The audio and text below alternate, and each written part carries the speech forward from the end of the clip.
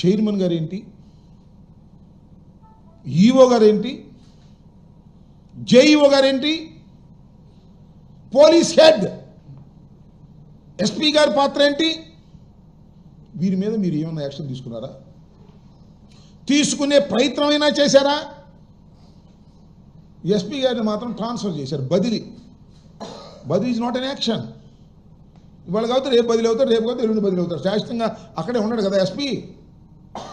EO మీద, chairman మీద, JEO మీద మీరు యాక్షన్ తీసుకోవాలా?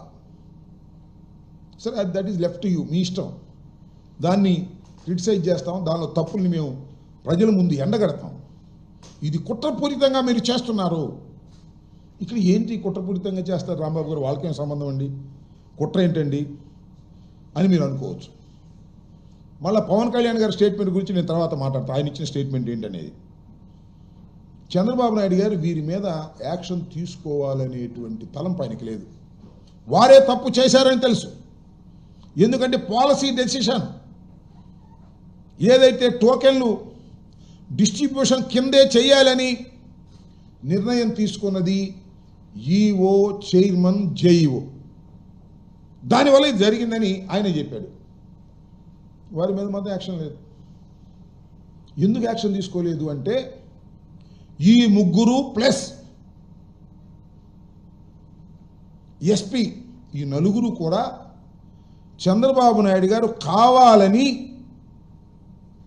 తిరుమల తిరుపతికి సంబంధించినటువంటి పోస్టింగ్లు కావాలని ఆయన వేశారు. కావాలని ఏంటండి? కావాలని వేశాడు, కుట్రపూరితంగా వేశాడు. ఎందుకు కుట్రపూరితంగా దైవ సన్నిధిలో వేశాడు అంటే వీళ్ళందరినీ కలిపి చూశారు కదా మీరు, చాలా 7 కొండలపై ఎన్నో పాపాలు,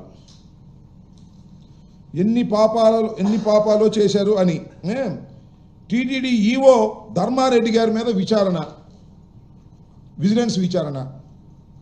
ఆయన శ్రీవాణి ట్రస్ట్ పెట్టి దానిలో చాలా కోట్లు గడించాడు, అది గడించాడు అనేటువంటి ఆరోపణలు. సుబ్బారెడ్డి గారు 4 లక్షల దర్శనాలు ఇచ్చేశాడు, అమ్మేశాడు అని ఆయన మీద విజిలెన్స్ విచారణ వేసేటటువంటి కార్యక్రమం. ఇవన్నీ వచ్చిన దగ్గర నుంచి చేస్తున్నారు. 5 ఏళ్లలో తిరుమలను దోచేసుకున్నారు ఎవరు? వైఎస్ఆర్ కాంగ్రెస్ పార్టీ. 4 ఏళ్లలో 4 లక్షల బ్రేక్ దర్శనాలు ఇచ్చారు, సత్రాలను కూల్చారు, అడ్డగోలుగా కేటాయింపులు చేశారు, నియామకాలను అక్రమాలు చేశారు, శ్రీవాణి ట్రస్ట్లో కూడా అక్రమాలు చేశారని ఆరోపణలు చేశారు. ఈ ఆరోపణలు చేసి ఈ ఆరోపణలన్నీ కూడా కలిపి ఒక కేసులు కట్టాలి అంటే ఈ నలుగురు కలిసి క్రైమ్స్ మ్యానుఫ్యాక్చర్ చేసే కార్యక్రమం మొత్తం అందరి మీద. ఎవరి మీద? ధర్మారెడ్డి మీద, సుబ్బారెడ్డి గారి మీద, వీళ్ళందరి మీద క్రైమ్స్ని మ్యానుఫ్యాక్చర్ చేసి ఆ క్రైమ్స్ని పెట్టి ఆ క్రైమ్స్ ద్వారా వీళ్ళని అరెస్ట్ చేయాలని. దీంతోపాటు లడ్డూ వివాదం, లడ్డూలో కొవ్వు కలిసిందని ప్రచారం, దాన్ని కూడా తిమ్మిని బమ్మిని చేసి జగన్మోహన్ రెడ్డి గారి ప్రభుత్వం మీద కేసులు పెట్టాలని. అంటే నేను ఇక్కడ చాలా స్పష్టంగా చెప్పదలుచుకున్న అంశం ఏమిటంటే ఈ నలుగురు మీద యాక్షన్ తీసుకునేటటువంటి నైతికమైన హక్కు ఆయనకి లేదు. ఎందుకంటే ఈ నలుగురిని పంపించింది వీరందరి మీద వైఎస్ఆర్ కాంగ్రెస్ పార్టీకి సంబంధించినటువంటి నాయకులు ఎవరైతే అక్కడ పనిచేశారో వారందరి మీద కేసులు మ్యానుఫ్యాక్చర్ చేసి పెట్టే బాధ్యతనిచ్చి పంపిన తర్వాత వాళ్ళు తప్పు చేస్తే ఎలా శిక్షిస్తారండి? తప్పు చేశారని తెలిసినా కూడా శిక్షిస్తే అవి బయటకు వస్తాయి కదా. అందుకని ఎస్పీని సింపుల్గా పోస్ట్ చేశారు, అక్కడ నుంచి అలా తప్పించారు. తిరుపతి కన్నా ఇంకా మంచి పోస్టింగ్ ఇస్తారు, చూసుకోండి, నేను రాసుకోండి చెప్తా.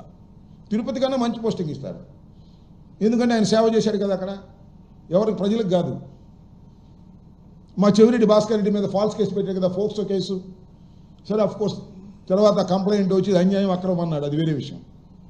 ఆ ఎస్పీ ఎంత దారుణంగా వ్యవహరించాడని చెప్పడానికి ఇది చిన్న ఉదాహరణ. ఈ విధంగా క్రైమ్స్ మ్యానుఫ్యాక్చర్ చేసి వైఎస్ఆర్ కాంగ్రెస్ పార్టీ నాయకుల మీద పెట్టాలనేటువంటి కుట్రలో భాగంగా ఈ నలుగురు అక్కడ చేశారు కాబట్టి వారి మీద యాక్షన్ తీసుకోవట్లేదు. అరే ఎంత విచిత్రమని నాకు అర్థం కాలేదు. సాక్షాత్తు సీఎం గారి ముందే ఈవో చైర్మన్ మాట్లాడు, నువ్వెంత నువ్వు చేసావు అని మాట్లాడుకున్నారు లేదా? పత్రికల్లో వచ్చిందా లేదా? మరి వాళ్ళ మీద అంత పోటాడుకుంటే వారి మీద నువ్వేమి యాక్షన్ తీసుకోలేదు, మందలించలేదు, మందలించామని పేగ పట్టుకుంటారు. ఇది జరుగుతున్నటువంటి అంశం. ఇది ఒక అంశం అయితే. Subscribe to Social TV Telugu for more videos. Hit the bell icon for faster updates.